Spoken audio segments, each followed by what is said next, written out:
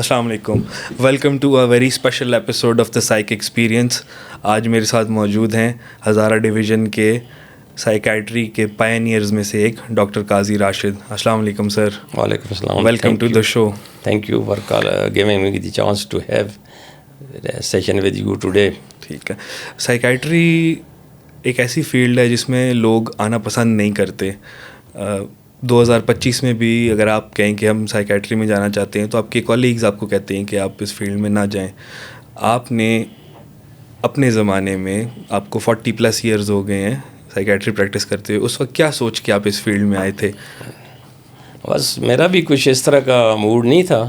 میں نے تو سرجری اور میڈیسن میں آؤٹ جاب کیا تھا اور I was the topper of first 10 میں تھا MBBS فائنل میں. جب میرا ایگزام ہوا رزلٹ آیا تو اس کے بعد کچھ حالات اس طرح کے بنے کہ میری پوسٹنگ انہوں نے جب ڈاک پر کی تو بہت ریموٹ ایریا میں یہ بیٹ گلی اور ادھر, تو وہ پھر میں نے نہیں جوائن کی. میں افغان ریفیوجیز میں کام کرتا رہا ایز MOU ACR میں.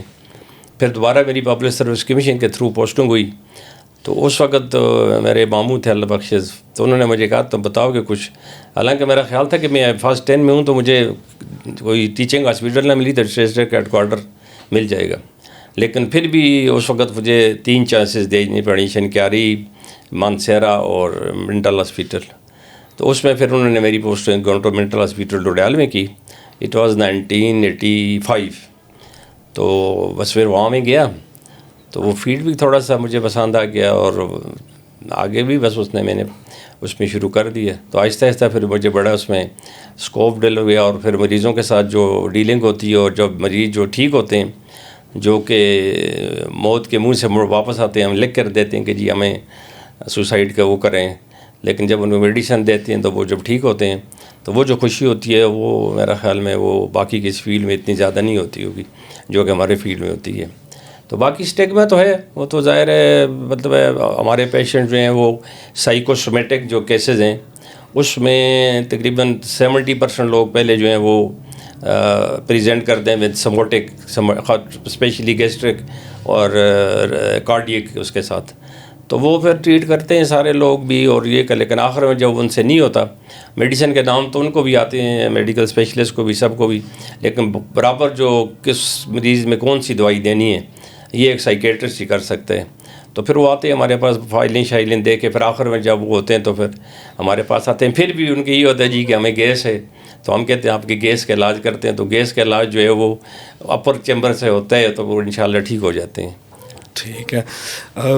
شروع میں جب آپ نے یہ فیلڈ جوائن کی تو کیا مشکلات آپ کو فیس کرنی پڑیں؟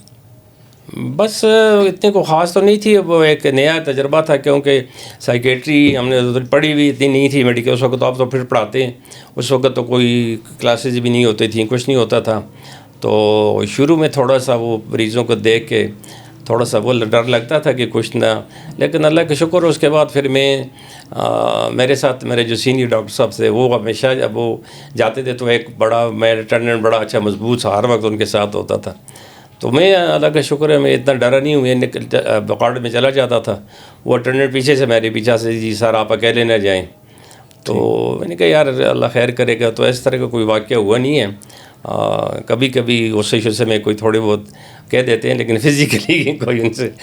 تو پھر اچھا لگا وہ ان کے میڈیسن کے ساتھ, پھر وہ جو الیکٹرک ٹریٹمنٹ ہے اس کے ساتھ جو ریزلٹ آ رہے ہیں کہ جو مطلب بالکل تیار ہوتا ہے سوسائڈ پر, اور وہ جب ہفتے 2 ہفتے کے بعد آتے ہیں تو وہ کہتے ہیں جی نہیں میں تو بالکل ٹھیک ٹھاک ہوں, مجھے کچھ نہیں ہے. اور جنہوں نے نہیں لیتے, جو ڈاکٹر کی ہدایت کے مطابق نہیں چلتے, تو وہ 1-2 کیسز اس طرح ہوئے کہ ان کو میں نے کہا اس کو ایڈمٹ کریں, اس کا علاج کرنا پڑے گا, یہ دوائیاں بھی نہیں کھاتا. لیکن انہوں نے کہا جی ہمیں دوائیاں دیں ہم گھر میں. میں نے کہا نہیں یہ بہت ڈینجرس ہے. تو وہ ہوا پھر ان کے رشتہ داروں نے مجھے فون کیا کہ جی وہ آپ نے کہا بھی تھا تو اب اس نے خودکشی کر لی اور ابھی اس کے ہم جنازے میں بیٹھے ہیں. تو مجھے بہت افسوس ہوا کہ یار یہ نہ انہوں نے داخل کیا, تھوڑا سا وہ کرتے تو یہ خودکشی سے اور اس سے بچ جاتا. یہ آپ نے بات کی دوائیوں کے ساتھ ریگولر نہ لینے کی, تو اس میں آپ کا کیا میسیج ہوگا دیکھنے والوں کے لیے, پیشنٹس کے لیے, کہ ان مریضوں کا یہ گلا ہوتا ہے کہ جی سائیکیٹری کی دوائی ایک دفعہ شروع ہو گئی تو پھر بس ساری زندگی کھانی پڑتی ہیں, تو اس میں ان کو کیسے آپ سمجھانا چاہیں گے کہ کیا؟ اس کو تو سوا میں تو اس طرح سمجھاتا ہوں نا کہ جو بعض ہماری بیماریاں ہیں وہ جب کرونک ہو جاتی ہیں, they are just like diabetes, hypertensive یا کارڈیک. تو پیشنٹ کو میں بتاتا ہوں کہ جی جس بندے کو شوگر ہو جاتی ہے, میں اکثر مثال دیتا ہوں وسیم اکرم کی, اس کو 26 سال کی عمر میں شوگر ہوئی تھی, ابھی اس کی عمر ہے 58 59. تو یہ پچھلے 32 سال سے جو ہے نا انسولین پر ہے, لیکن وہ فرسٹ کلاس زندگی گزار رہا ہے. پہلے وہ لاہور کراچی کی گرمی میں 10 گھنٹے بالنگ کرتا تھا, فیلڈ میں رہتا تھا, ابھی بھی وہ بہت ایکٹیو ہے, کوچنگ کر رہا ہے, یہ وہ کر رہا ہے, اور وہ ساری عمر اس نے آخری دن تک اس نے میڈیسن لینی ہے. میڈیسن اور اس کے ساتھ اپنا لائف سٹائل اور ایکسرسائز اور پریز, یہ چیزیں ضروری ہوتی ہیں. اسی طرح ہمارے ایک تھے اللہ بخش فوت ہیں عبدالستار عیدی صاحب, جن کی ایمبولینسیں چلتی ہیں, ان کو مرگی کی بیماری تھی. اب مرگی کی بیماری ایسی ہے کہ وہ اس کا علاج بہت فائدہ مند ہے اور علاج نہ ہونا بہت نقصان دہ ہے. اگر علاج آپ نہیں کرائیں گے تو آپ کو جلنے کا خطرہ ہے. آگ کے پاس یہ نہیں ہے کہ آگ کے پاس زیادہ ہوتی ہے, یہ ایک ٹیبو ہے کہ جی مرگی آگ کے پاس ہوتی ہے اور پانی کے پاس, حالانکہ آگ کے پاس ہو تو وہ خطرناک ہوتی ہے, جلنے کا خطرہ ہوتا ہے. میرے پاس کتنے مریض آتے ہیں, ہاتھ جلے ہوتے ہیں, پاؤں جلے ہوتے ہیں, منہ کسی کے 1-2 خواتین ہیں ان کے منہ جلے ہوئے ہیں, وہ ساری زندگی وہ کسی کو. اسی طرح اگر کسی پانی کے پاس ہیں, آپ بے ہوش ہو گئے ہیں, دورہ آ گیا تو آپ پانی میں ڈوب جائیں گے, آپ نکل نہیں سکتے. ویسے اگر آپ پانی میں گریں, آپ ہوش میں ہیں, تو آپ کوشش کریں گے اپنے آپ کو نکالنے کی. اسی طرح اگر کہا کسی ایسی جگہ پر آپ کا دورہ آ جاتا ہے, سیڑھیوں پر, چھت پر نیچے گر سکتے ہیں, آپ کی کوئی فریکچر ہو سکتا ہے, ڈسیبلٹی ہو سکتی ہے. اس کے مقابلے میں اگر آپ میڈیسن کھائیں تو اس کے عام طور پر تو ہم جو ہے نا 3 سال بعد ان کی میڈیسن ٹیپر کر دیتے ہیں.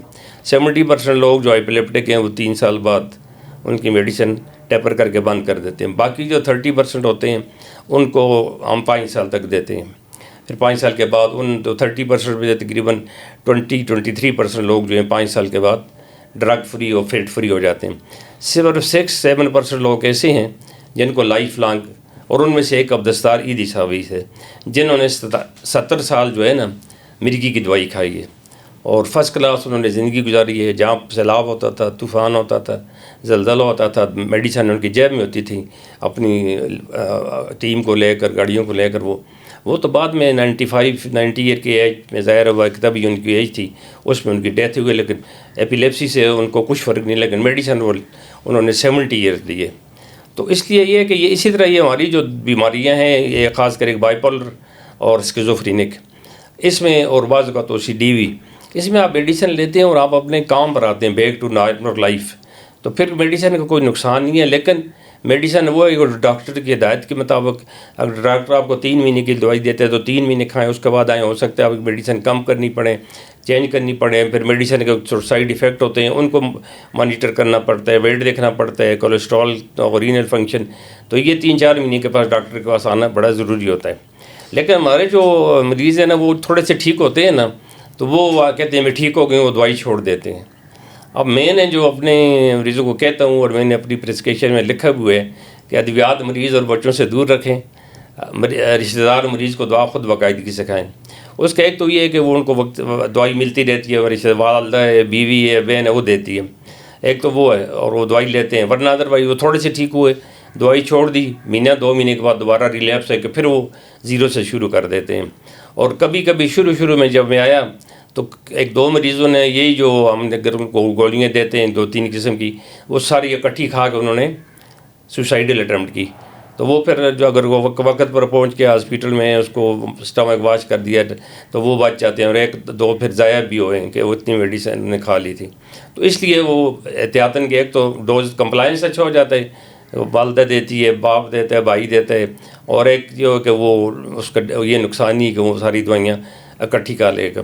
تو صرف ایک یہ فرق ہے ذہنی مریض میں, اور یہ بلڈ پریشر, ہائپر ٹینشن اور ڈائبٹیز, اسکیمک ہارٹ ڈیزیز, کہ وہ تھوڑا سا اپنے ہیلتھ کے بارے میں خود انسائٹ ان کو ہوتی ہے, تو وہ میڈیسن لیتے ہیں, پرہیز بھی کرتے ہیں, اور باقی جو ڈاکٹر کی ہدایت مطابق عمل کرتے ہیں.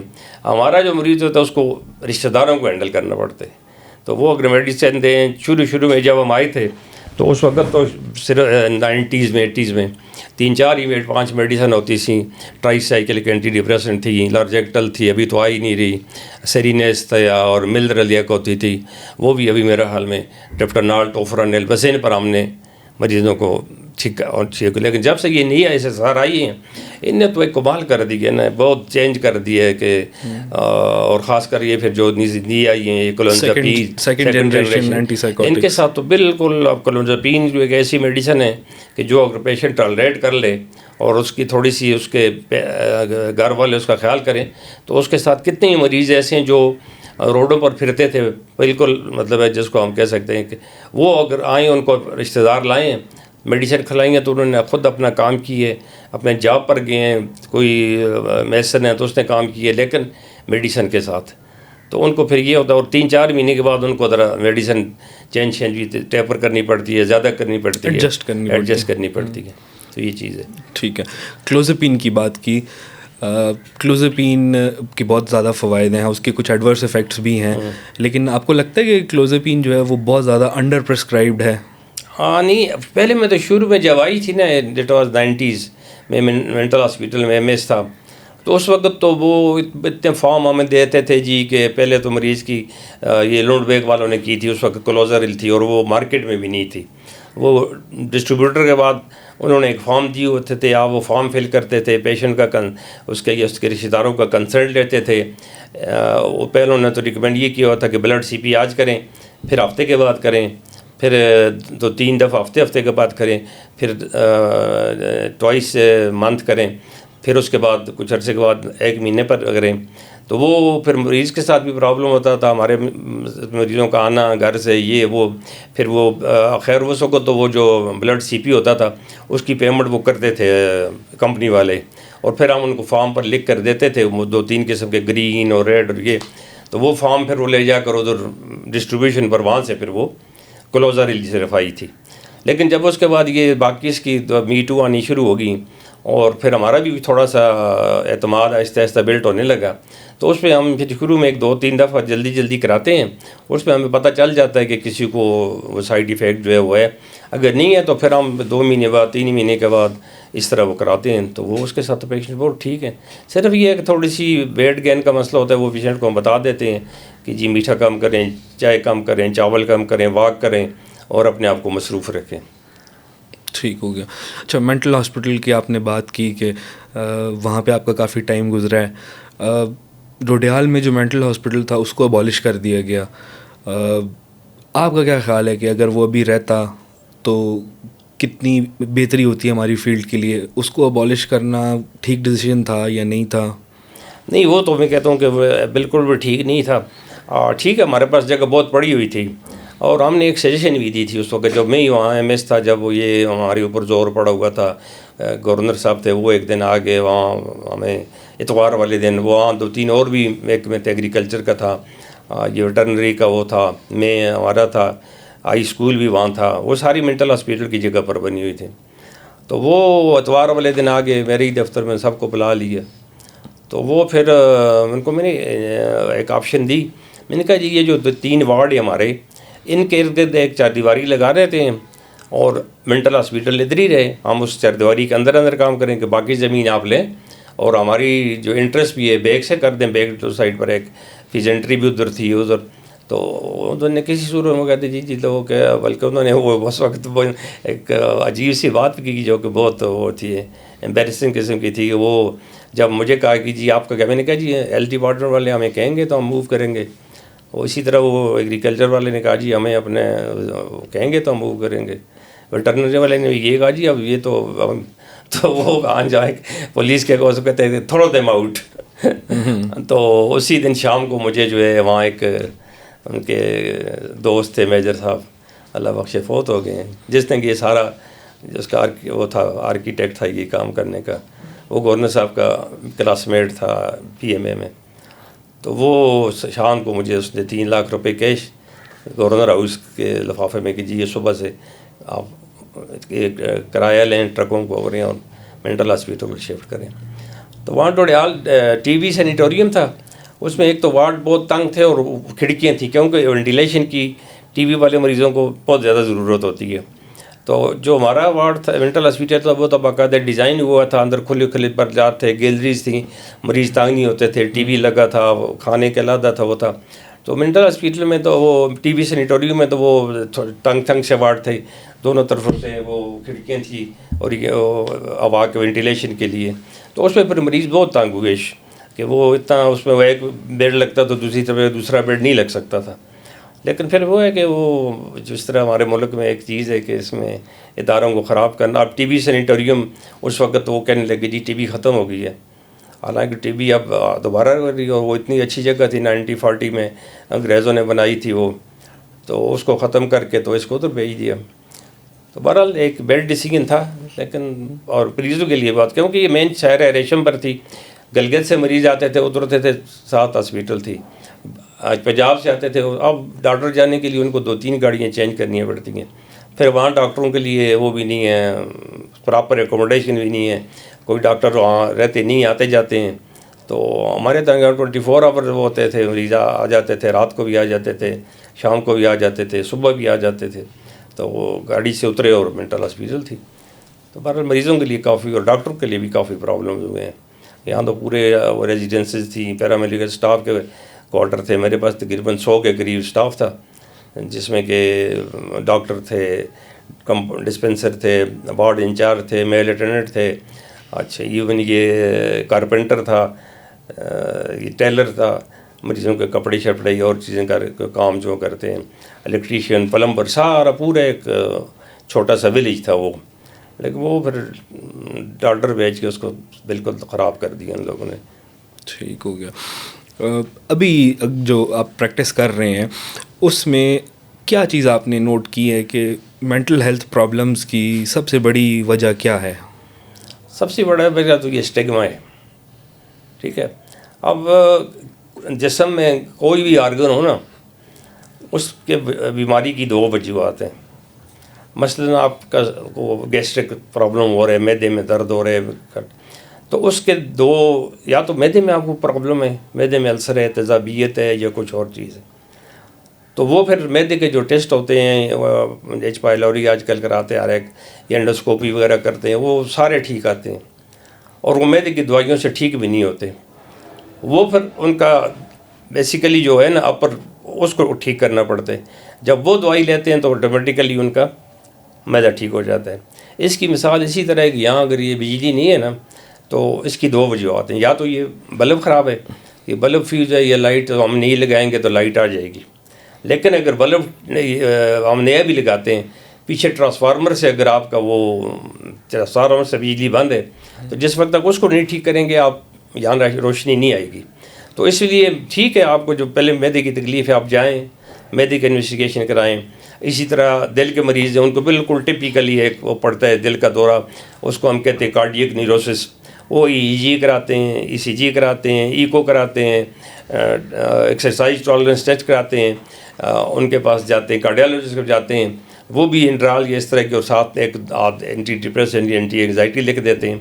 لیکن اس سے وہ ٹھیک نہیں ہوتے. وہ پھر جب ہمارے پاس آتے ہیں تو ہم پھر ان کو پراپر جو ان کے اس کو کہتے ہیں ہم سائیکو سومیٹک، کہ سائیکی کی وجہ سے آپ کو سومیٹک پریزنٹیشن ہوتی ہے. میرا ایک مریض ہے پچھلے 30-35 سال سے، اس کے گردے خراب ہیں، اور اس نے پوری پاکستان میں پھرا ہے، گردوں کے ٹیسٹ، یہ وہ فلانا، کراچی، پنڈی، ہر کوئی نیفرالوجسٹ یورالوجسٹ نہیں چھوڑا. آخر میں وہ اس کو، میں اس وقت پڑھتا تھا، میرے جاننے والے تھے، وہ کسی ڈاکٹر نے ٹرینکزین ایک آتی تھی وہ لکھ دی، اور ساتھ ایک میڈیسن اینٹی ڈپریسنٹ. وہ جب وہ کھاتا ہے تو اس کے گردے ٹھیک ہو جاتے ہیں.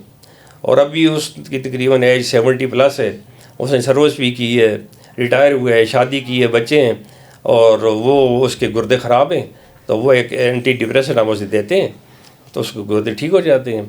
اور گردے اس کے اس طرح خراب ہوئے کہ وہ کسی حکیم کے پاس گیا، تھوڑا بہت اس کو کوئی پرابلم تھا پیشاب کا، تو حکیم نے کہا جی کہ تم پیشاب کرتے ہو تو تمہارے پیشاب پر یہ چمٹیاں آتی ہیں.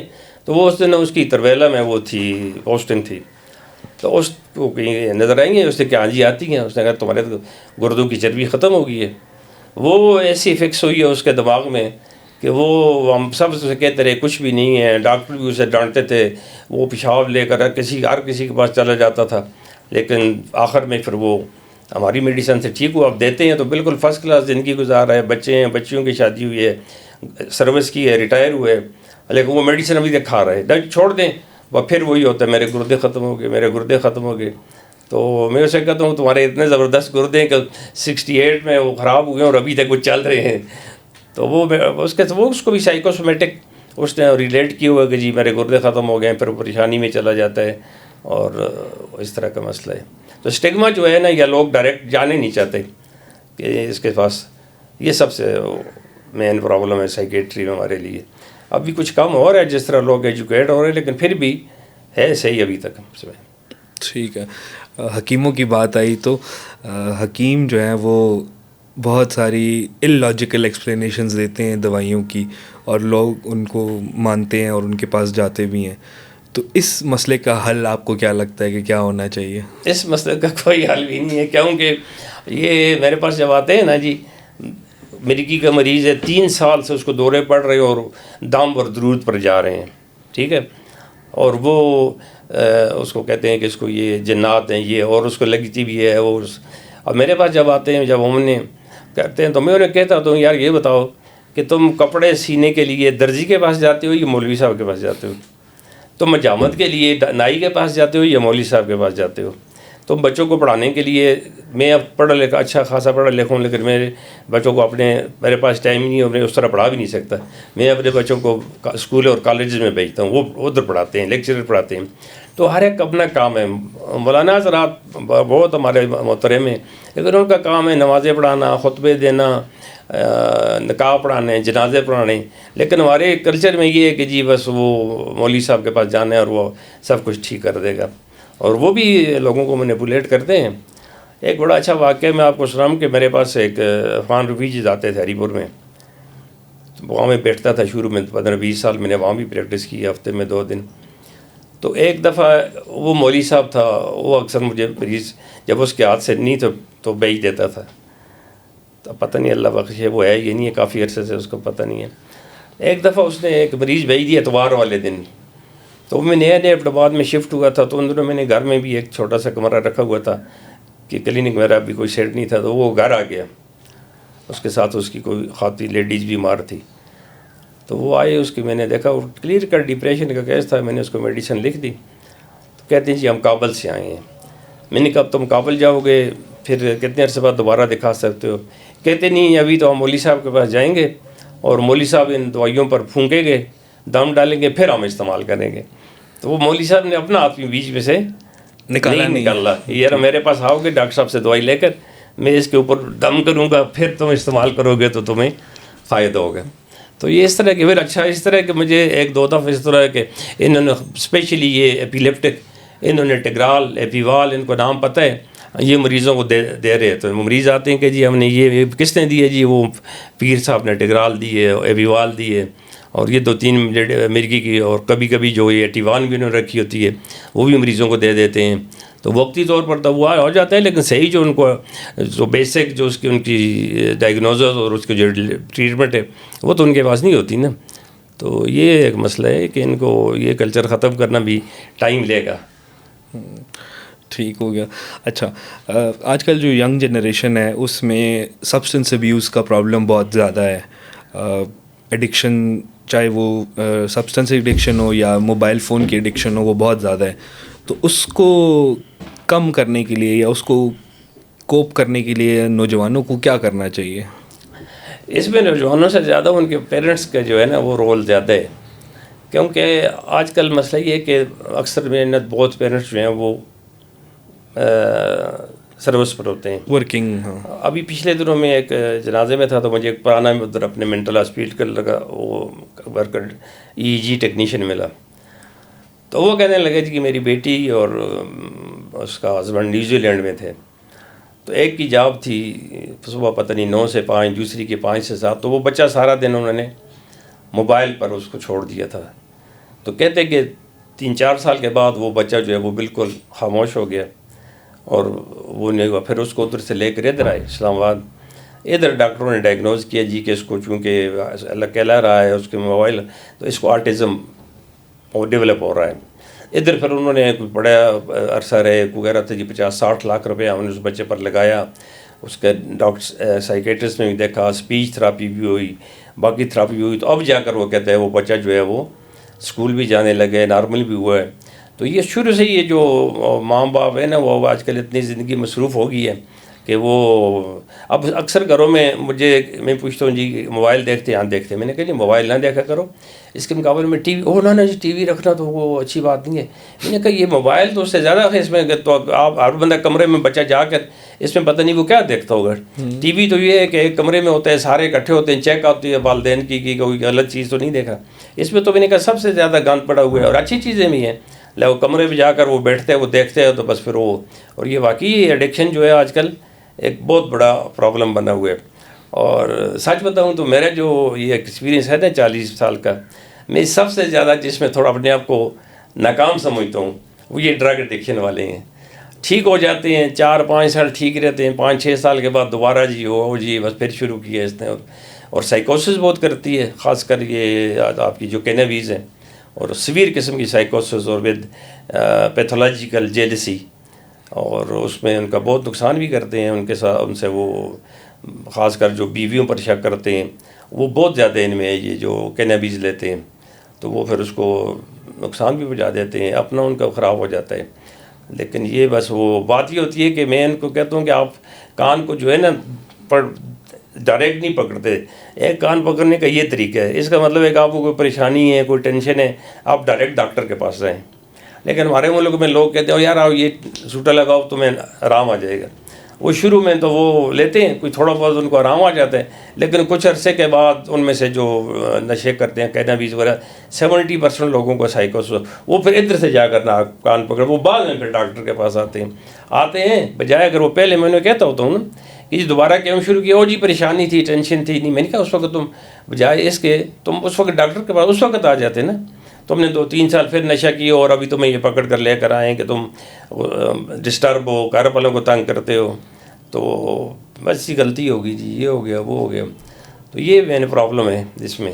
تو اس میں جس وقت تک کمیونٹی نہیں انوالو ہوگی, اور یہ بھی میں بتاؤں کہ بیسیکلی سائیکیٹری کی جو ٹریٹمنٹ ہے نا اس کے 3 وہ ہیں. ایک ہے فزیکل ٹریٹمنٹ. فزیکل ٹریٹمنٹ میں آپ کی میڈیسن, انجیکشن اور ECT آ جاتی ہے. دوسری ہے کونسلنگ. یہ تینوں بہت امپورٹنٹ ہیں. کونسلنگ میں یہ ہے کہ آپ کا جو سائیکالوجسٹ ہیں اس کے پاس جائیں, وہ کونسلنگ کریں. تو وہ ابھی ہمارے پاس وہ لڑکی ہے, حالانکہ وہ ابھی اسٹوڈنٹ ہے لیکن بڑی اچھی کورس کرتی ہے, تو مریض بڑے مطمئن ہو کر جاتے ہیں اس کو بتاتے بھی ہیں چیزیں جو ہمیں نہیں بتاتے ہیں. اور تیسری جو ہے سوشل ویلفیئر. اب باہر کے ملکوں میں یہ ہے کہ ایک سائیکیٹرسٹ کے پاس مریض آتا ہے, سائیکیٹرسٹ اس کو دوائی لکھ کر دیتا ہے, ساتھ سائیکالوجسٹ کی طرف ریفر کرتا ہے, وہ اس کے ساتھ سیشن کرتی ہے. اور پھر سوشل ڈپارٹمنٹ والوں کو تو بھی لکھتے ہیں کہ جی اس کو اگر بے روزگاری ہے, اس کا کوئی انٹرپرسنل ریلیشن شپ ہے, یا شادی کا کوئی مسئلہ ہے, یا رہائش کا کوئی مسئلہ ہے, تو وہ سوشل ویلفیئر ڈپارٹمنٹ جو ہے وہ مسئلے حل کرتا ہے. تو اگر وہ جو اس کے اگر کاز ہوئے تو وہ ٹھیک ہو جائے تو وہ اس کا ختم. لیکن ہمارے ملک میں بدقسمتی یہ ہے کہ سائیکالوجسٹ ہیں بھی کم ہیں, اور سوشل ویلفیئر ڈپارٹمنٹ تو نہ ہی ہونے کے برابر ہے. اور سائیکالوجسٹ میں تھوڑا سا یہ ہے کہ ہم لوگ بہت زیادہ اوپن نہیں ہوتے.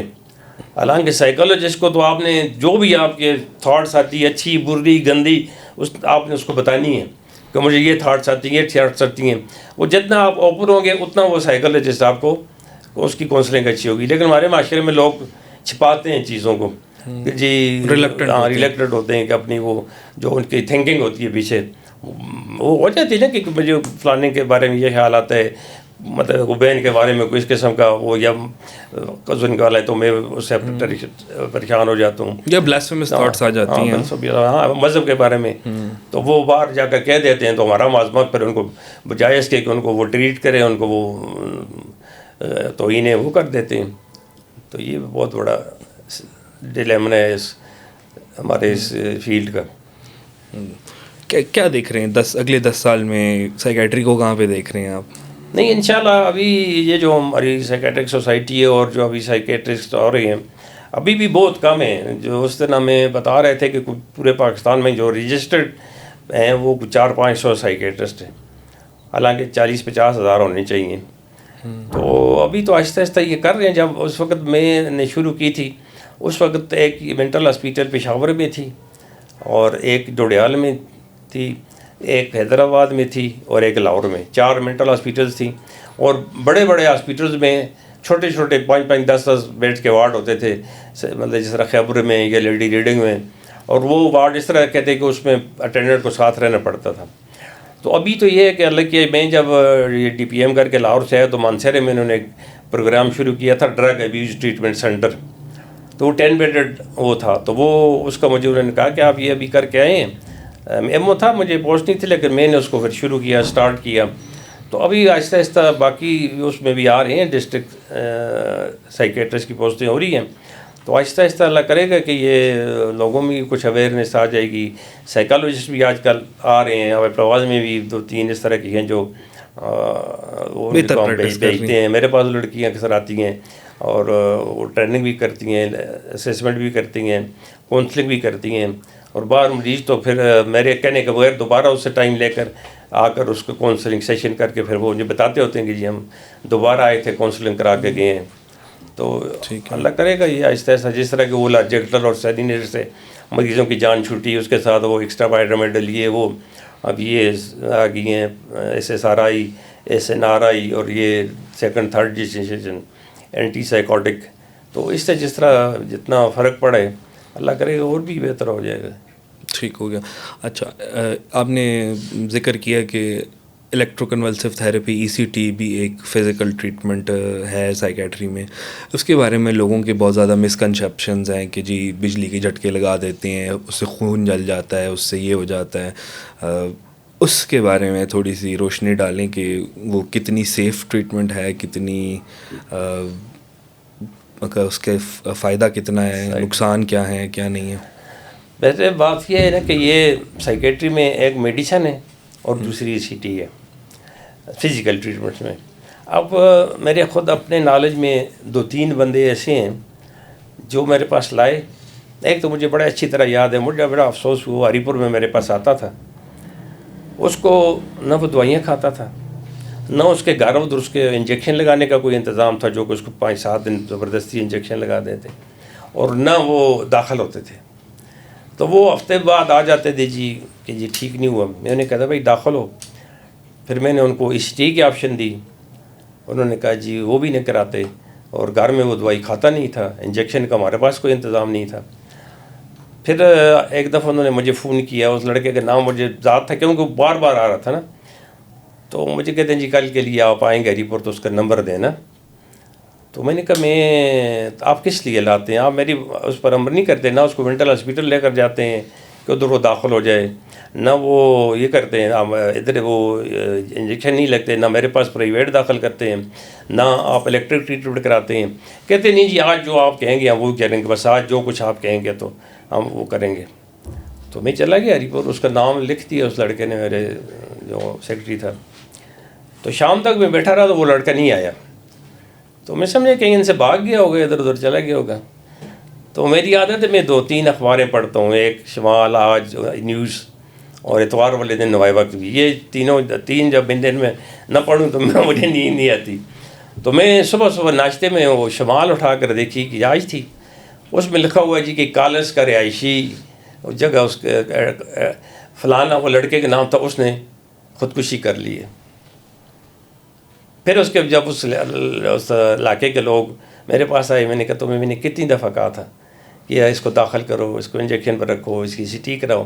اب بجائے اس کے کہ وہ اس نے خودکشی کر لی، جان دے دی، اس کے مقابلے میں ECT کا سائیڈ ایفیکٹ کیا ہے؟ یہ تو بالکل ہی رانگ کنسیپشن ہے کہ یہ بلڈ جلاتے ہیں. اس کا تو بلڈ پر کوئی اثر نہیں ہوتا. It is only works neuro transmitter کو جو بیلنس ہے، امبیلنس ہے، اس کو بیلنس کرتا ہے، سیروٹونین، ڈوپامین.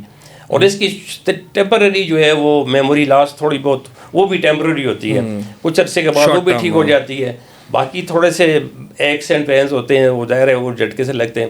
اس کے لیے آپ اور بہت کم مریض کمپلین کرتے ہیں، جو کریں تو اس کو ہم 1 دن کے لیے کوئی پین کلر دے دیتے ہیں. اور اس سے جتنا اچھے مریض ٹھیک ہوتے ہیں. اور رسک تو ظاہر ہے، آپ دیکھیں آپ اپینڈکس کا آپریشن کراتے ہیں، اس میں بھی کوئی لاکھوں میں ایک مریض جو ہے آپ سے ضائع ہو جاتا ہے. ENT کا ٹرانسلیکٹی میں بھی کوئی 1 مریض. تو اسی لیے ECT کے لیے ہم سب سے پہلے اس ان کے رشتہ داروں سے ان کی وہ لیتے ہیں، کنسنٹ لیتے ہیں. اور اس کے بعد وہ اسی طرح کے جو نتھنگ بائی ماؤتھ رکھتے ہیں 5 گھنٹے کے لیے جس طرح آپریشن. اور پھر ان کو ہم سیڈیٹ انستھیزیا دے کے تو پھر اس کے بعد کرتے ہیں. تو اللہ کا شکر اس کا بڑا اچھا ریزلٹس ہیں. لیکن ہمارے اس میں معاشرے میں یہ ہے جی کہ بس وہ نہیں لگانا جی. یہ لوگوں سے یہ جو مشورے کرتے ہیں نا یہ بہت پھر پرابلم پیدا کرتے ہیں ان کے لیے. ایک اور بھی اسی طرح کیس تھا, اس کو بھی میں نے کہا, وہ منصرے کی طرف کا تھا کہ یار اس کو داخل کرو, دوائیاں نہیں کھا رہا, ٹھیک نہیں ہو رہا, بار بار لا رہے تھے. تو جی داخل بھی نہیں کرتے, وہ صاحب دوائی لکھتے ہم کریں گے. تو یقین کرو تیسرے دن, وہ ینگ لڑکا تھا وہ بھی, تیسرے دن اس کے ساتھ جو بندے آئے ہوئے تھے اس میں سے ایک نے مجھے فون کیا کہ ڈاکٹر صاحب آپ نے اس طرح کہا بھی تھا لیکن انہوں نے داخل نہیں کیا, اور ابھی ہم اس کے جنازے میں, اس نے خودکشی کر لی ہے, ابھی اس کے جنازے میں ہم بیٹھے ہوئے ہیں. میں نے کہا یار اب ہم لوگ کیا کر سکتے ہیں, ECT ان کو نہیں, اور سوسائڈ جو ہے وہ تک نوبت پہنچ جاتی ہے. اچھا, یہ بھی آپ نے یہ قصے سنائے کہ پیشنٹس ریلکٹنٹ ہوتے ہیں ECT پہ اور then they end up doing suicide. As a psychiatrist, as a doctor, as a human being, کتنا آپ افیکٹ ہوتے ہیں اس طرح کی باتیں سن کے, اس طرح کی کہانیاں سن کے جس میں پیشنٹس یا تو کمپلیٹ کر لیتے ہیں سوئسائڈ یا بہت ہی زیادہ اپنے ساتھ کوئی ٹریجک کام کر لیتے ہیں, اور اس کو کیسے آپ اپنی پرسنل لائف سے اور اپنی پروفیشنل لائف میں جو بیلنس ہے وہ کیسے کرتے ہیں؟ یار افسوس تو مجھے بہت ہوتا ہے, اور مجھے پھر غصہ بھی آتا ہے ان کے اٹینڈنٹس پر کہ جو لوگوں کی باتیں سن کر اپنے بچوں کو ضائع کر دیتے ہیں, اور اگر وہ علاج کرائیں تو وہ بالکل, کتنی میرے کیسز ہیں میرے پاس آئے ہیں جو سارے ادھر ادھر پھر کے آخر میں ان کو میں نے آپشن دی ہے, کشمیر سے آئے ہیں, اسکردو سے آئے ہیں, وہ ان کے 4 یا 6 علاج ہم کرتے ہیں, اس کے بعد وہ ریگولرلی میڈیکیشن پر ہیں اور بالکل فرسٹ کلاس زندگی گزار رہے ہیں. عورتیں ہیں تو وہ اپنا گھر سنبھال رہی ہیں, مرد ہے تو وہ اپنے جاب کر رہا ہے, فیکٹری میں کر رہا ہے, زمینداری کر رہا ہے, گاڑی چلا رہا ہے. لیپٹک کے علاوہ باقیوں کو ہم کہتے ہیں کہ آپ صرف رات کی آپ کی نیند پوری ہونی چاہیے. میں بیسیکلی اپنے پیشنٹس کو 3-4 چیزیں بتاتا ہوتا ہوں.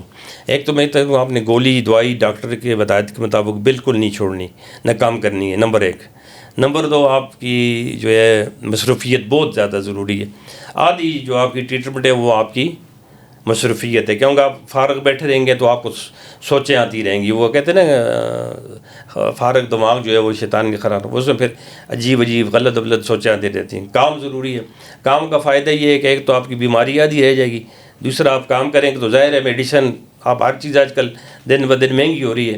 اگر وہ ایک مزدور ہی ہے 1000-1200 کا کام کرتا ہے دن کا, تو اگر اس میں سے 50 روپے کی وہ دوائی کھائے گا تو 1000 روپے کا کام کرے گا, تو اپنے بچوں کو بھی سنبھالے گا, اپنے فیملی کو بھی سپورٹ کرے گا. لیکن اگر دوائی نہیں کھائے گا تو وہ گھر میں بیٹھا رہے گا, تو کچھ بھی نہیں اس کو ہوگا, اور پھر اس کی دوائی کے لیے اس کا پیسے بھی نہیں ہوں گے. تو یہ چیزیں ہیں. تیسرا میں ان کو کہتا ہوں کہ رات کی نیند بہت ضروری ہے. آپ یہ لیٹ نائٹ سے آنا, صبح جاگنا, یہ. اور چوتھا جو میں انہیں کہتا ہوں بینگ مسلم, کہ 5 نمازیں آپ پوری پڑھیں. صبح کی ہماری دوائیوں کے ساتھ مریض سویا ہوتا ہے, نہیں اٹھ سکتا. میں کہتا ہوں قضا ہے, معاف نہیں ہے. قضا آپ پڑھیں گے آپ پاس ہو جائیں گے, نمبر کم ملیں گے.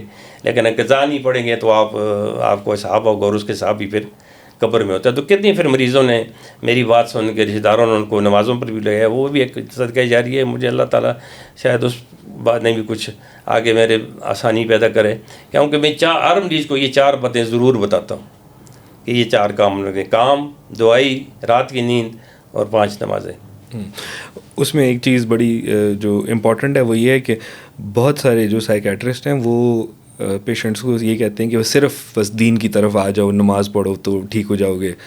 وہ ایک بیلنس ہے کہ آپ نے دوائی بھی لینی ہے اور آپ نے تب اپنے ریلیجن کے ساتھ بھی ان ٹچ رہنا ہے, تو تب بہتری آئے گی. کچھ لوگ جو ہیں وہ صرف اس اینگل پہ چلے جاتے ہیں کہ جی دوائی نہیں ہے, بس ہر چیز کا علاج جو ہے وہ دین کے قریب ہونے سے ہے. تو یہ اچھی بات ہے کہ اس میں آپ یہ کہتے ہیں کہ ساتھ دوائی بھی لینی بہت ضروری ہے اور مصروف رہنا چاہیے. کون سی بیماری ہے جس کی شرح زیادہ ہے پاکستان میں؟ انگزائٹی ہے, ڈپریشن ہے, بائی پولر ہے, اسکیزوفرینیا ہے. آپ کے ایکسپیرینس کے مطابق سب سے زیادہ آپ نے کون سے کیسز دیکھے ہیں؟ پہلے نمبر پر جو میرے پاس آتے ہیں نا وہ بائی پولر ہیں, اور دوسرے نمبر پر اسکیزوفرینک ہیں, تیسرے نمبر پر OCD کے ہیں, اور چوتھے نمبر پر یہ سبسٹنس ابیوز والے ہیں. ٹھیک ہے, تو یہ اس کا وہ مسئلہ ہے. ٹھیک ہو گیا.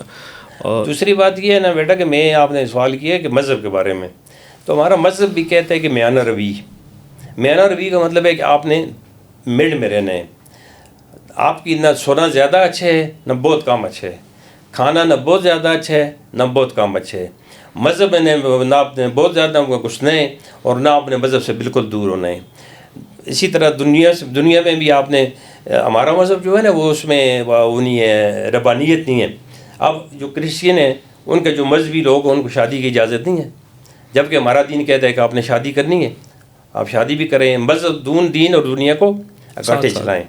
फिर ये अगर मज़हब में थोड़ा सा बाज़ लोग इस तरह के होते हैं, उनकी पर्सनैलिटी थोड़ी सी असास होती है, वो अगर इस तरह की बहुत अच्छी बात है। मैंने खुद मेडिकल कॉलेज के वक्त में तबलीग के साथ दिन लगाए हैं, किए हैं, लेकिन उसमें बाज़ लोग जो होते हैं ना वो उधर वो जो उनकी तालीम होती है उसमें डर बहुत है।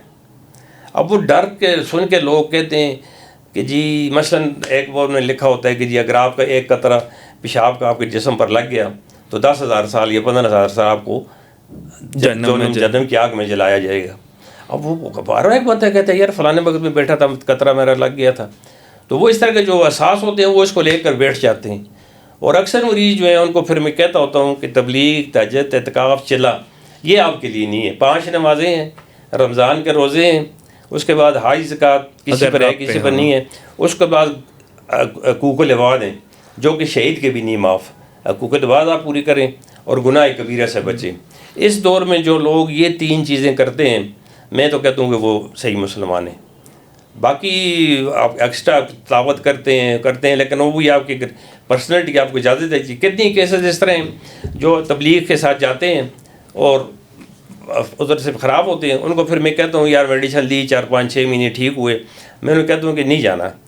तो कुछ 6-7 साल फिर उनको गांव में वो तबलीग वाले ये फ़ौरन ले जाते हैं और उधर से फिर वह भी 5 दिन पहले एक आया है, 10 दिन उधर गुजारे और उधर ही डिस्टर्ब हुए और डायरेक्ट उधर से तो उसकी तश्कील हुई थी कहीं सिंध में, उधर से उसको फिर पकड़ के मेरे पास है, वो डिस्टर्ब था बड़ा ज़्यादा जी। तो ये थोड़ी सी सख्त बातें हैं।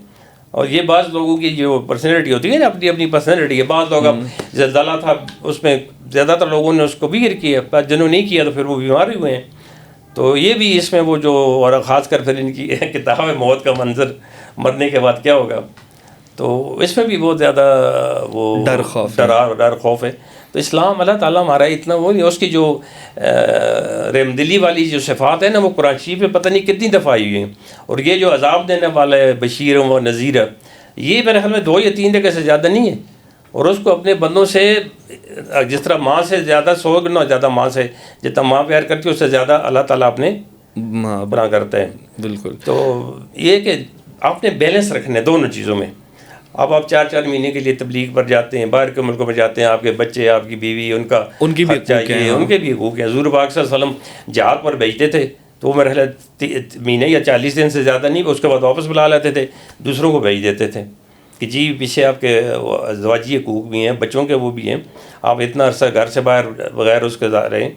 ठीक इसी तरह ये एक तो भाई आप इस कह के अब ये जो हमारे लोग बाहर जाते हैं, मजबूरी है, जॉब है, उनके पीछे जो उनकी फैमिलीज़ हैं वो भी बड़ी सफ़र करती है।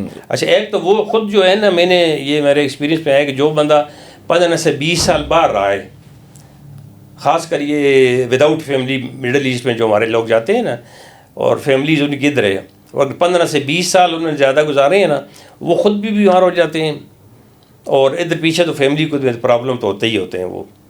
तो मैं उनसे कहता हूँ यार 10-15 साल लगाओ, पैसे कमाओ, बचाओ और इधर आकर फिर अपना कारोबार करो कि अपनी तुम्हारी सेहत भी अच्छी रहे। वरना 15-20 साल आप घर से बाहर आते हो, आपको अजीब अजीब सोचें आती रहती हैं, पता नहीं पीछे से क्या हो रहा होगा, क्या करते होंगे, ये फलाना हो। फिर बाज़ का तो उसको रिश्तेदार जो होते हैं वो फ़ोन करके ये रहा तुम्हारे घर में ये हो रहा है, गलत हो रहा है, तो वो उधर उस पर कर लेते हैं, मान लेते हैं और फिर आकर घर में फिर टेंशनें बना देते हैं। तो इसलिए मैं कहता हूँ कि 10-15 साल से ज़्यादा आप, हाँ अमेरिका लंदन उधर तो फिर फैमिली होती है, साथ फैमिली है, फिर तो ठीक है।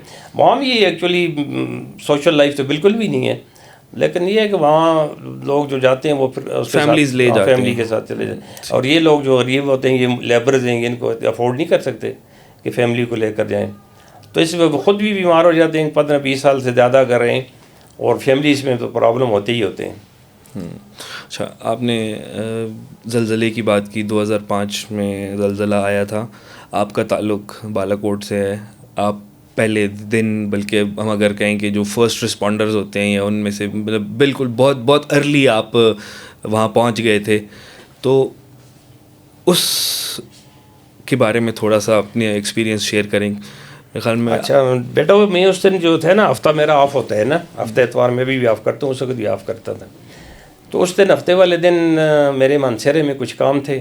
ہمارے ایک ماموں تھے اللہ بخشے، تو انہوں نے بھی وہاں بیرکونڈ سے پینشن لینی تھی، تو ان کو بھی میں نے ساتھ بٹھایا ہوا تھا، میں خود بھی تھا، آگے ڈرائیور تھا. تو کلندر آباد سے پہلے ایک وہ جہاں سے بھی آج کے لیے موٹر وے، وہاں میری گاڑی جو ہے نا وہ اس طرح کرنے لگی. تو میں نے کہا ہو سکتا ہے اس کے 2-3 ٹائر اکٹھے پنکچر ہو گئے ہیں، تو یہ گاڑی بالکل امبیلنس ہو رہی ہے. خیر وہ ڈرائیور نے گاڑی کھڑی کی، تو سامنے وہ ادھر ایک پہاڑ ہے، ادھر وہ بیٹھے ہوتے ہیں یہ مٹی کے برتن بیچنے والے، تو ادھر بھی وہ گر رہا ہے مٹی شٹی، اور پیچھے بھی لائن لگی گاڑیوں کی. پھر ہمیں کچھ اندازہ ہوا یار کچھ ہوا ہے. پھر ہم آگے آئے تو پھر کلندر آباد کے پاس ادھر وہ دیواریں شواریں، بچے اسکول سے رو رہے ہیں، یہ کہ زلزلہ ہوئے. پھر میں منسہرے چلا گیا وہاں ہاسپیٹل میں، تو ادھر کہا پتہ چلا جی کہ بہت زیادہ ہوئے. پھر میں باہر ایک میرا دوست ہے کیمسٹ، اس کے پاس بیٹھا تھا، تو ایک پولیس والا کہتے جی بالاکوٹ میں بہت زیادہ نقصان ہوئے ہیں. تو میں نے فون ملائے بالاکوٹ اپنے بانجو شان کو، بھائی کو تو نہیں ملے. پھر میں آ گیا غازی کوٹ میں، میری ایک سسٹر رہتی ہے ان کے گھر. تو وہاں میرا ایک بانجا ہے، وہ اس وقت یونیورسٹی میں پڑھتا تھا ڈوڈیال میں. وہ کہنے لگا کہ ایک انہوں نے فون کال وہاں سے آئی ہے، اس میں یہ آیا ہے کہ وہ ایک جو میرا خدمت گزار تھا جو میرے مکان میں رہتا تھا نذیر، اس کی ڈیتھ ہوئی ہے. اور ایک میرا بانجا ہے، اس کا چھوٹا بچہ تھا 5-6 سال کا، وہ اسکول میں گیا ہے، تو اس کی ڈیتھ ہوئی ہے. تو خیر میں پھر ادھر ہی سے نکلا، میرے ساتھ وہ بہن بھی نکلی، اس کی بچیاں بھی نکلیں. ہم بیٹھے چلے گئے. راستے میں ہمیں روک کہتے رہے جی بالاکوٹ ختم ہو گیا، آپ نہ جائیں، یہ نہ جائیں. ہم نے کہا ختم ہو گیا یہ جانا تو ہے ہم نے. خیر ہم وہ بالاکوٹ سے 4-5 کلومیٹر پہلے روڈ بلاک تھا، پھر ہم وہ ایک پل کراس کر کے وہ دوسری سائڈ سے ہم گئے، تو ادھر بھی جب آخر میں ایک جگہ کٹ آف تھی اور وہاں سے گاڑی نہیں جا سکتی تھی. خیر پھر ہم چلے. تو اس دن یہ تھا کہ چلنا تو چھلانگیں ہی تھی، دیوار شاپس بھی گری ہوئی تھیں، پل بھی جو ہے وہ اس کا وہ نیچے اس کی جگہ بیٹھی ہوئی تھی، چھلانگ لگانی پڑتی تھی. اور جگہ جگہ پر لوگ جو ہیں وہ بیٹھے ہوئے ہیں، ساتھ کچھ زخمی ہیں، کوئی ڈیڑھ ہیں، اچھے لوگ. لیکن کنسپریسی کی حالت تھی کہ میں اب دیکھ رہا ہوں، ملتا تھا سلام کرتا، لیکن یہ تھا کہ یار میں جاؤں اوپر میرے ان کے ساتھ کیا ہو رہا ہے. تو میں جب ادھر پہنچا تو میرے جو بڑے بھائی تھے اللہ بخشے ان کو فوت ہو گئے پچھلے سال، وہ میری بہن، وہ بڑے معزز لوگ تھے. وہ تو بالاکوٹ کے مذہبی پیشوا تھے پوری کاکان ویلی کے. وہ ہمارے گھروں کے آگے کھیت تھے، کھیتوں میں وہ بیٹھے ہوئے ہیں، اور ان کے پاس وہ ایک وہ میرے جو خدمت گزار تھا جو میرے گھر میں رہتا تھا، اس کی ڈیڈ باڈی پڑی ہوئی تھی، اور ایک وہ بچے کی اسکول سے ریکور ہوئی تھی، اور ایک میرا بانجا جو ان کا بیٹا تھا اور اس کی بیگم، وہ ایک کمرے میں اندر پھنسے ہوئے تھے. تو باقی بھی پورے ہمارے گھر کے سارے کھیت تھے، لوگ آ رہے تھے، ہر 5-10 منٹ کے بعد شور اٹھتی، اور جی ڈاکٹر صاحب آئیں. اب میں جاتا دیکھتا جی اس کا تھائی فریکچر ہے، اس کو ہیڈ انجری ہے، اس کو ایبڈومن ہے. گھر میں کچھ نہیں سکتا تھا. ایک میری بھابھی تھی، اس کو یہ انجری تھی، انہوں نے کپڑے شپڑا رکھا ہوا تھا، مجھے بلایا تو اوپر سے کپڑا اٹھانے لگے. میں نے کہا نہ اٹھاؤ، ابھی اس کا خون رکا ہوا ہے، کپڑا اٹھاؤ گے کر تو میں کچھ سکتا نہیں ہوں، چیزیں ساری جو ہیں اندر پڑی ہوئی ہیں. تو یہ بلیڈنگ رکی ہوئی ہے، تو اس کو یہ دوپٹے کو نہیں ہٹاؤ، یہ اب اس کو منسیرا یہ اپٹواد ہی لے جانا پڑے گا. بہرحال وہ ہوش میں تھی صرف. پھر وہ جو 2 ہمارے بچے تھے ان کی طرف ہم جاتے، آوازیں کرتے، پھر آفٹر شاک آتے، پھر ہم واپس آ جاتے. تو وہ جو 3 گھنٹے میں نے گزارے ہیں، وہ ایک میری زندگی کے جو ہے نا سب سے دردناک وقت تھا، 3-4 گھنٹے کا. پھر جب شام ہوئی تو میں نے کہا جاؤں اب ان لوگوں کا رمضان روزہ. اچھا مجھے وہ میرے بدوئی جو بھائی تھے کہنے لگے یار ان کا کیا کریں، 2 لاشیں ہیں نا. میں نے کہا جی دیکھیں یہاں تو سب کچھ اندر بالکل وہ ہوا ہے، اس طرح کولیپس ہوئے ہیں آپ کے ہمارے مکان، نہ ہمارے پاس کوئی ہتھیار ہے جس سے ہم قبریں تیار کریں، نہ کوئی لیبر ہے جو قبریں. تو ان کو آج کھڑے بھی ان کو چھوڑ دیں کہ ان کا پتہ لگے دونوں کا، اس کے بعد پھر ہم کچھ کریں گے کل. یہ تو 5 بجے پھر میں 4:30-5 بجے وہ بچیاں بھی آ گئی میرے ساتھ، جو میری 2 بانجیاں تھیں، بہن ادھر ہی رہ گئی، بہنوئی بھی ایک. تو ہم واپس آ گئے جس جگہ پر گاڑیاں کھڑی تھیں. تو ادھر مجھے سارے لوگ ملتے رہے. میں نے کہا جی ہمارا اوپر یہ حال ہے, ہمارے 2 بچے اندر پھنسے ہوئے ہیں, باقی افراتفری ہے, نفسا نفسی ہے آپ. تو اس جگہ جس جگہ پر ہم آئے تو مجھے کسی نے کہا کہ جی آپ کی والدہ اور آپ کی مسز اور آپ کا بچہ وہ بھی آئیں اور وہ اوپر چلے گئے ہیں. تو میں پریشان ہو گیا کہ یار آج کے دن تو والدہ میری تو وہ پرانا والا کوڈ تو نہیں ہے کہ ہم آنکھیں بند کر کے رات کے اندھیرے میں بھی ہمیں راستوں کا پتہ ہوتا تھا. آج تو چھلانگیں ایک دیوار. تو میں نے پھر وہ اپنا جو بھانجا تھا ساتھ اس کو کہا, میں نے کہا جا کر وہ اپنی نانی کو تو واپس لے آؤ, باقی جو میری مسز اس کا بھی کہو نہ لا. تو وہ گیا بیچارہ پھر اوپر. تو وہ اس طرح ہوا تھا کہ وہ میری امی کو ادھر ہی سے کسی نے واپس بھجوا دیا تھا جی کہ آپ وہ نہیں جا سکتی. وہ ڈرائیور کے ساتھ واپس آ گئی تھی, لیکن وہ کسی نے کہا کہ اوپر چلی گئی. خیر پھر وہ جس وقت آیا اس وقت روزے کا ٹائم تھا. اب میرے پاس وہ بچیاں تھیں, 2 بانجی, ان کا بچہ تھا ایک کا. تو میں نے انہیں پوچھا یار کوئی روزہ کھولنے کے لیے کوئی چیز ہے؟ کہتے جی پانی کی ایک بوتل تھی تو وہ تو ہم ان کو دے آئے ہیں, اور یہ بچے کا سری لے کے اسی کے ساتھ کچھ کریں گے. تو خیر وہ اس دوران میرا بھائی ہے چھوٹا, وہ پشاور سے آ گیا, وہ بھی ملا. اسے بھی میں نے کہا یار اوپر جانے کا فائدہ کچھ نہیں ہے, ہم جاتے ہیں تو منصیرہ سے تم لوگوں کو ان کے لیے کھانا چھانا لے کر تم اور وہ بھانجا واپس آ جانا. تو اس دوران ایک گاڑی آئی, تو اس گاڑی میں ایک بندہ بیٹھا تھا آگے. تو مجھے لگا کہ میرا ایک دوست ہے والا کوڈ کا. میں نے کہا میرا یہ وہ دوست ہے نا, بالکل شکل جواب آدمی. تو میں جلدی گیا, اس کا دروازہ کھولا, وہ کچھ کھا رہا تھا. تو جب میں دیکھا کہ وہ تو نہیں ہے, پیچھے ہٹ گیا. تو وہ بندہ سمجھ گیا, وہ آیا میرے پاس, اس نے مجھے سیب دیا اور ساتھ چھری دی کہ جی ڈاکٹر صاحب روزہ افطار کریں. وہ پھر میں نے وہ ایک پیس پتہ نہیں کتنے لوگوں نے کھایا. وہ بعد میں مجھے لوگ بتاتے تھے جی کہ وہ آپ نے ہمارا روزہ بھی افطار کرایا. میں نے کہا یار ہمیں تو پتہ, مجھے تو پتہ ہی نہیں تھا. پھر ہم ادھر سے واپس آئے تو رستے میں وہ ژالہ باری اور بارش سخت قسم کی. جب مانسیرے پہنچے تو پھر میں نے وہ بھائی کو اور بھانجے کو کہا یار رات کو تو آلریڈی جو والا کوڑ کے پہاڑ جو ہیں وہ سرک رہے ہیں, تو ابھی رات کو نہیں جو گزارا کرنے, تو صبح تم سحری کے وقت نکل جانا. تو وہ بھائی کو میں نے مانسیرے ہی چھوڑا, بھانجا بھی اس ادھر ہی تھا. وہ پھر سحری کو کھانا لے کر کے میں ادھر آیا. بعد میں یہاں میرے زلف ہیں نو شہر, ان کو میں نے کہا جی بالا کوٹ صفحہ ہستی سے مٹ گیا, تو ہمارے جو 2 بچے ہیں وہاں ادھر اندر ہوئے ہیں. وہ بیچارے صبح اس کے ساتھ ہی سحری کے ساتھ ہی پوری بس بھر کے بندوں کو بچوں کو جان لے کے وہ پھر انہوں نے اوپر سے چھت جو ہے کر کے وہ بھی ڈیڈ باڈیز بھی نکال لیں. باقی بھی انہوں نے ہمارے محلے میں مختلف جو تھیں وہ کافی ساری لاشیں انہوں نے نکالی, وہ نویں شہر کے لوگوں نے. میں نے ادھر ایک میرے جاننے والا تھا ٹیلر, اس کو کہا یار مجھے کفن چاہیے 4. اس نے کہا جی اب تو رات ہے, سحری کے وقت کو رابطہ ہوگا اس سے, تو 8 بجے تک آپ ہم کو کفن دے دیں گے. کیونکہ ہم نے تو پرزوم کر لیا تھا کہ وہ بھی ڈیڈ ہیں. خیر اس 8 بجے میں نے کفن کلیکٹ کیا. پھر یہاں سے جو ہے ایک سزوکی میں ہمیں نے کچھ یہ قابلی جو تھے, یہ 4 مزدور ہائر کیے کہ ادھر, مجھے یہ نہیں پتہ تھا کہ وہ نویں شہر چلے گئے. ان کو کہا کہ جی آپ سزوکی میں ان کو کیری بھی ایک نے بٹھایا. مانسیرے ہم بازار میں رکے ادھر کہ یار کچھ یہ کیا چیز ہے کھودنے شودنے کے لیے کوئی اوزار وغیرہ, گینتی وغیرہ یہ. تو اس طرح ٹیلی فون کنیکشن مل گیا مجھے. وہ بھائی میرے جو بھائی انہوں نے فون کیا, انہوں نے کہا جی ہم نے وہ 2 ڈیڈ باڈیز بھی نکال لی ہیں اور ہم نیچے ہی ان کو لا رہے ہیں مانسیرہ. تو مانسیرہ میں ان کی قبروں کے انتظار کرو, تو اوپر نہ ہو. اور گاڑیاں بھیج دو 2 کوئی ایمبولینس جو ڈیڈ باڈیز. تو ایک تو میرے ماموں تھے, وہ تو مجھے دیکھ کر رک گئے.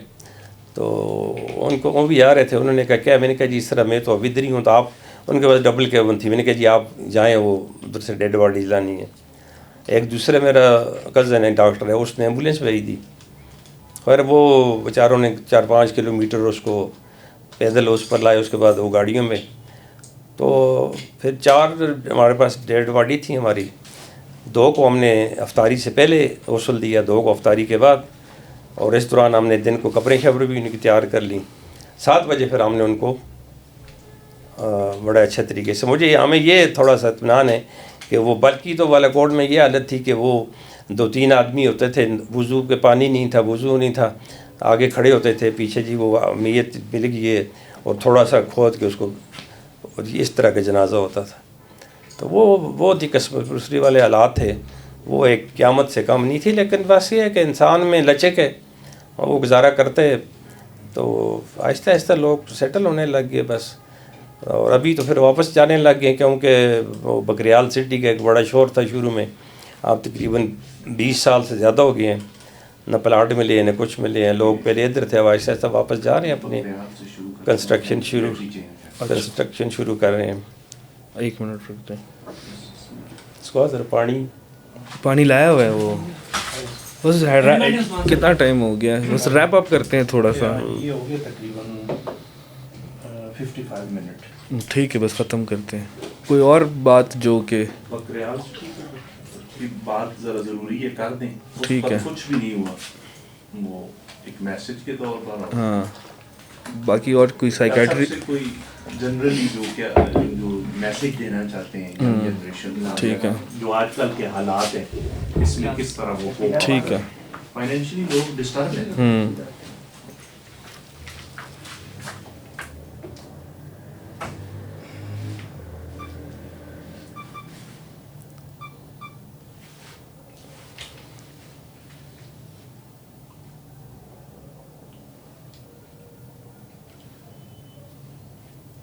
اوکے ہو جائے تو پھر اشارہ کریں. میں بتاتا ہوں.